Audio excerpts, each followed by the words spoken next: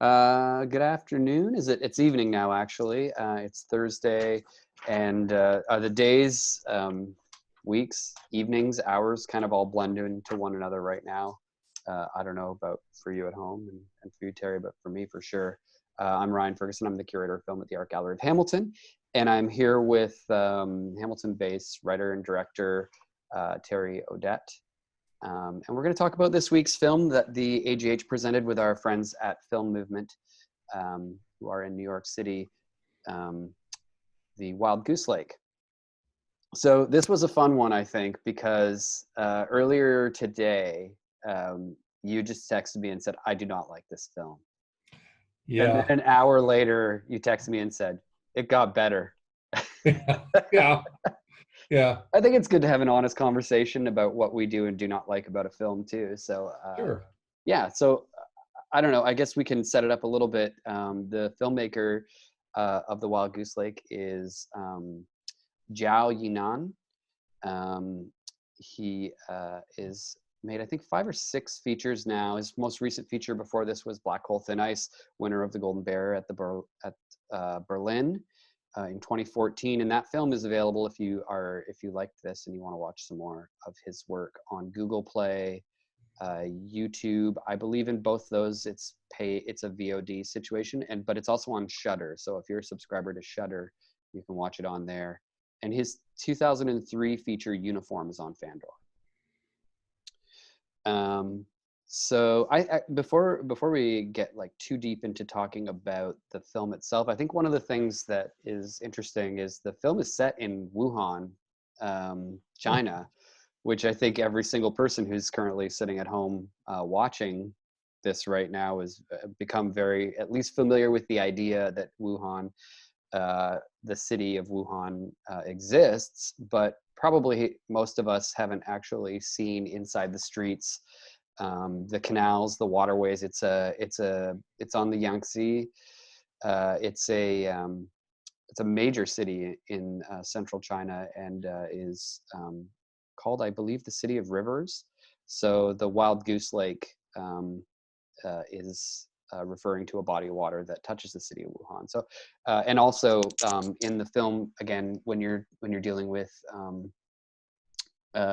people on the fringes of society, they often speak in heavier dialects. So it's actually a really interesting, for those who may be familiar with the language, notice the harsh dialect, the Wuhan dialect in there. So I think there's a couple interesting quick little notes about the film, especially given the fact that, again, we're all so familiar with the concept of Wuhan right now, but not really anything else about it. Yeah. So your opinion of the film changed throughout. Let me tell us, I guess, a little bit about what you thought about the film. When I I started watching with my daughter Bridget last night, and I watched the first 20-25 minutes. Actually, if I would have gone another 20 seconds, I would have seen the guy's head pop off. Yeah. So and then I would have at least maybe went, oh, I'm just going to see, because I wouldn't have expected something that violent coming from it. I just wasn't. The first thing I noticed about it for me was that it wasn't anything new being told. It was a gang noir kind of film being set up with the quiet bad guy off to the side who's probably got a heart of gold, because we know he has a wife, and and he's doing something, and I was like a little, and to me it wasn't that. The most interesting part was how organized they are at stealing bikes. So I just didn't find it all that original, and I was like, oh, I just, when I watch a film, especially a film that's not Hollywood, I don't want a Hollywood concept. And to me it right away it was going down a Hollywood concept. As I watched it, and when the head popped off, and then as it went off, I kind of just kept going with it, and I got somewhat involved because of the story structure, because of how it was told. You were going back, you were seeing his story, you went ahead at one point, and then she told her story as to why the wife didn't come and meet him, and then it got complex and all that. but at the same time, I still found it to be a guy making a noir Hollywood film, and I didn't really care to see that. That's really what came down to it. Is I don't really want to watch a film like that. I'd rather watch an old black and white noir film. I haven't even watched Once Upon a Time in Hollywood because I don't really care to see that story. It's going to be incredibly misogynistic, and this just was massively misogynistic, Mhm. and it was not part of the point. They were not telling a story about that. It just existed. They were just allowing women to be that. Yeah. So I think taking a slightly different angle on the really heavy sort of genre styling of it being set in as a noir, we have a very, like you said, you'd kind of rather watch a black and white American film from the 50s or something like that. I thought it was interesting to take all of the tropes of that style and of that type of film and then put it into this, like the cinematography, that like the world of contemporary cinema, that sort of, it seems like a lot of, I could be making too broad a generalization here, but a lot of Chinese like cinema is kind of stylizing things much like maybe Nicholas Winding Refn's films with that sort of neon sheen to it. So seeing that, all of those like set in stone tropes of a noir film applied to a story being told in a contemporary color palette, I thought was interesting. Um, yeah, I agree with, the difficulty of how that can sit in depictions of characters, and yeah, like you said, some of the misogynistic sides of it. What I really did enjoy about the film was the cinematography. Um, I know you had mentioned when we kind of came back and talked a little bit before we went on that it looked really good. yeah, I agree. Visually, it was really interesting to watch. You almost, if I got to turn the sound down, I would have probably enjoyed it even more. Like I didn't hate it, but like but visually it was, and a very competent director. Once again, just really interesting stuff. Just, I mean, there's a couple of moves in there I wouldn't have, like a couple. There's scenes in there. I don't know why the boat scene was in there, and and the spit take was a little bit much, and I don't Yeah, know why that was needed. I And liked I'm the kind boat of, scene. It felt like it kind of transported them out of like the real world reality that they were stuck in. There was something really like the backgrounds, like the sky. It seemed just like an otherworldly. It seemed very staged, very like a false, um, yeah, like a false environment that they were in. I don't know. There's something about it that I thought was very, but I can appreciate that not really contributing to the story in a particularly strong but manner. and that would be my comment would be the visual stuff didn't contribute enough to the story. So, and this is just my opinion. It's not, I'm not Mhm. but for me, an image is the syntax, the grammar of film, and more important for me than dialogue. So a reaction is always more important than something that's said for me in a film. And this was full of incredible visuals that, for the most part, a good portion of them to me didn't matter to the story, and that's something. I mean, like that. I realize that I just watched a film 2 nights ago on the Canopy from the '70s. I mean, I'm contradicting myself here because I watched these Italian films from the early '70s on Canopy that they have all the mafioso, and this one was called "Live Like a Cop, Die Like a Man," and it was horribly misogynistic, and it was violent as all get out. It had an amazing motorcycle chase at the beginning. Like, it was everything. I'm contradicting myself, but I watched it. But I watched it as pure. I was a 10-year-old boy watching that late at night, where I shouldn't be watching that, kind of film. And I watched it with, kind of abandonment. But So to watch this now, so I'm, once again, I apologize. I'm contradicting myself. Why did I not like this? I guess I expected more, and maybe that's my own fault for maybe wanting to expect more out of something contemporary. There were a couple really, I thought a couple of really major, interesting set pieces in the film. Two of the scenes that I really, really enjoyed. That sort of fight sequence that comes out of the bike gang, the discussion of how to steal the motorbikes, and that big brawl that sort of ensues. Mhm. Like it just was, it kind of mixed a bit of with chopsocky action, like kind of wild visual action language, but with this like really interesting choreography and focus.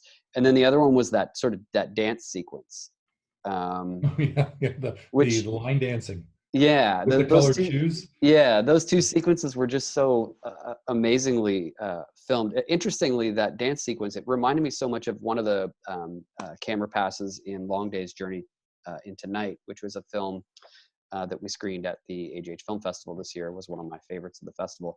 The cinematographer Dong Jing Song is actually the same cinematographer on that film. Oh, really? Oh, Yeah, that's so there's some okay. interesting overlap in the visual It, language of the films. well, when it hit I mean, I did like the shoe scene with everyone in their glowing shoes, and then afterwards, all milling about as a gang members or whatever off the side with a silly, because you mostly see in North America, at least, you see 6-year-old girls wearing those shoes.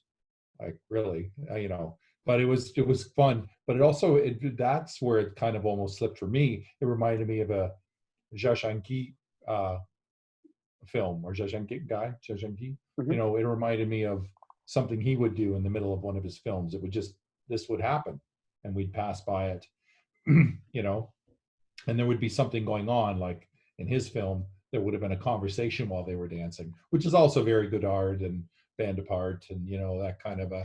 So I was entertained by that too. I agree with you, like both those.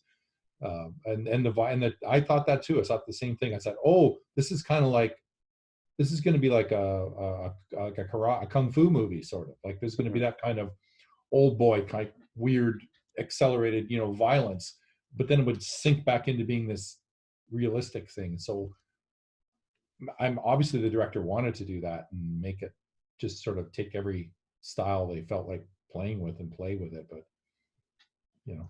Yeah, I think again. I feel like the film played with a lot of different things and was successful. Was very successful in some areas, and obviously we've talked about some of the things we didn't um, collectively or individually feel was were as successful. But I mean, overall, I thought I mean that I can watch something that just looks good for hours and hours because a lot of the time I'm so Mhm. enamored with the craft of shot composition, cinematography. Again, those big set pieces. I can be a bit of a sucker for that. I really really enjoyed those ones in particular. Yeah. Okay. Well, let me ask you, what in your where do you put this film in contemporary cinema? Where would you does it have a place, like a genre place, or is it? I feel like it kind of is.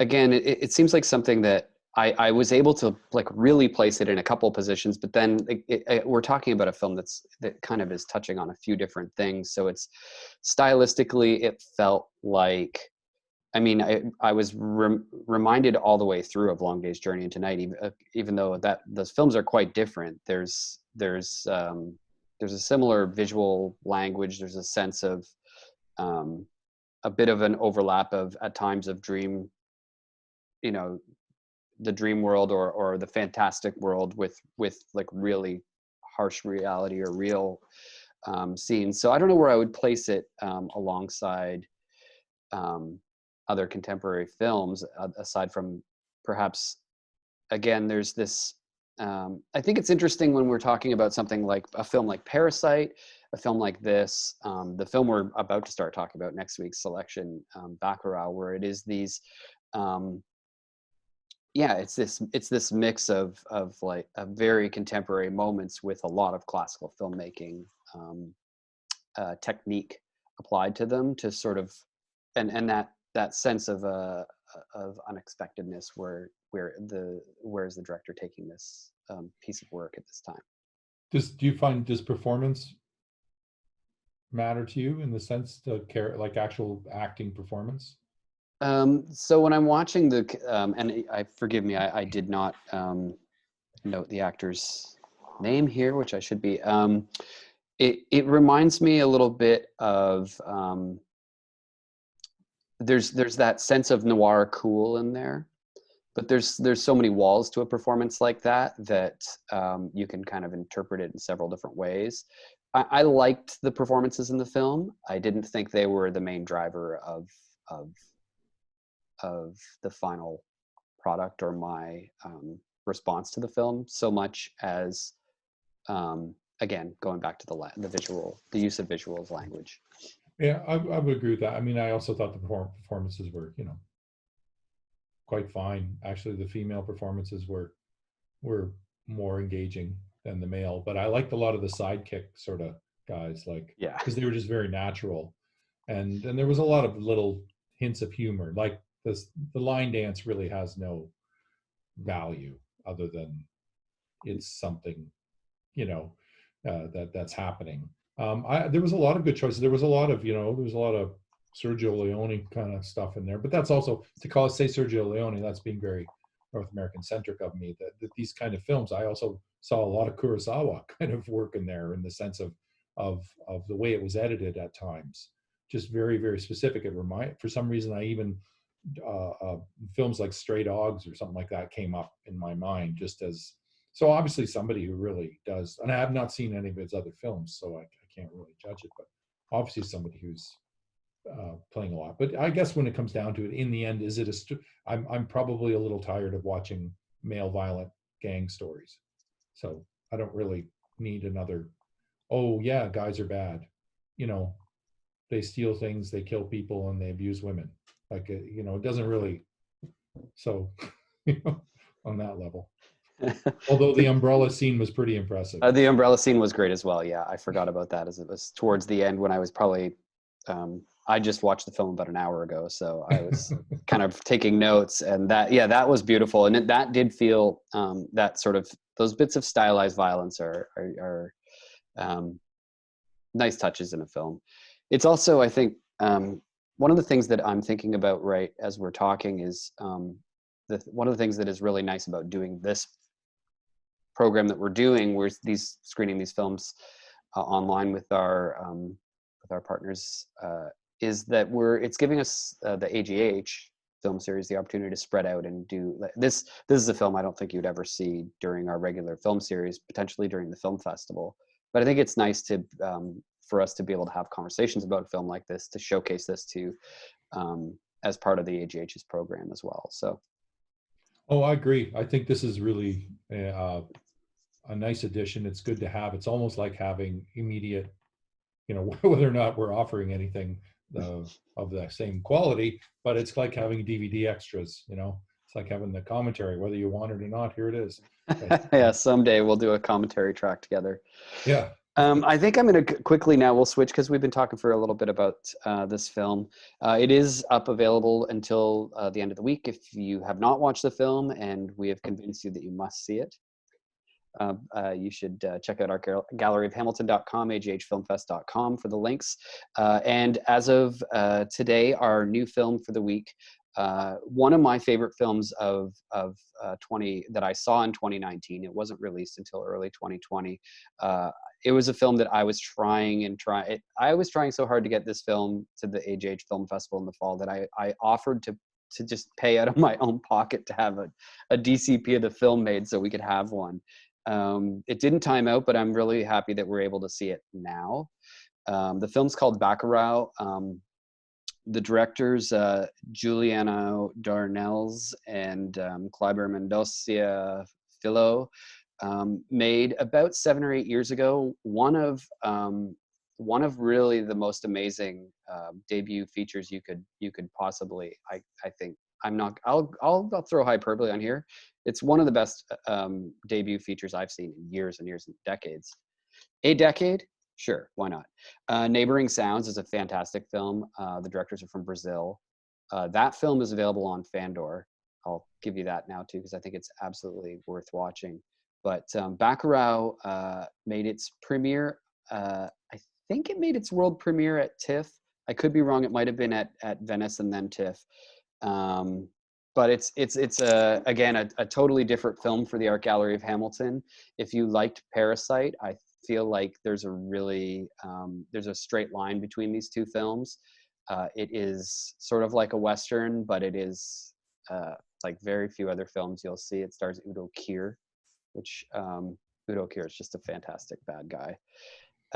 And it did do a run in New York back in January as part of a double bill with Parasite. They were doing Q&As after both films with the directors of both films. So there is a bit of a kindred spirit with Parasite. It's a very different film from that, but I think, yeah, that it's in that same world. So I'm really excited to present this film, and I think we're going to switch over to the trailer of that. Did you have anything else you wanted to add before we sign off, Terry? No, I'm looking forward to seeing this film. I'll watch it very shortly. All right. And I'm going to get you out of the screen because last week we were watching you watch the trailer.